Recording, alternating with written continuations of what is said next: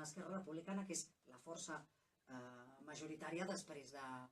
La força majoritària, em refereixo, és el primer grup de l'oposició i hem sigut segona força en aquestes darreres... És interessant saber què penseu. Sí, i segona força en aquestes darreres eleccions, sense una força a tots els barris, amb un resultat històric i que d'alguna manera ens posa en una situació de confrontació amb Ciutadans i com una alternativa realment factible i entenem que única per fer-hi front. No?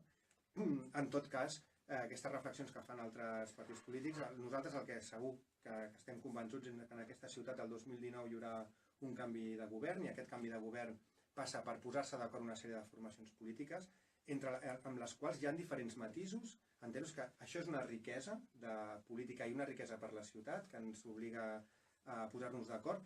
Però al nostre entendre és molt important que aquestes formacions polítiques que ara avui estan a l'oposició puguin tenir la capacitat d'acordar un projecte de ciutat, de posar-se d'acord en aquest canvi i després dur-lo a terme. Les fórmules poden ser diverses. Jo no sé si la millor fórmula és anar tots junts perquè nosaltres entenem que els matisos que hi ha a les diferents forces polítiques doncs són matisos que les persones d'aquesta ciutat valoren i el que a nosaltres ens poden valorar per un cantó ens poden desvalorar per un altre anant amb segons qui i a la inversa per tothom.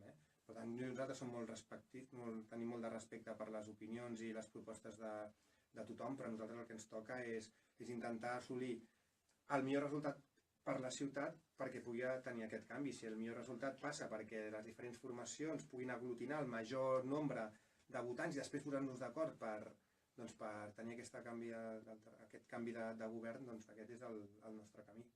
És evident que hi haurà una confrontació entre Ciutadans i Esquerra Republicana, que són els dos partits que han tingut més vots. Entenc que Esquerra Republicana aspira a governar en solitari, és a dir, amb una majoria àmplia.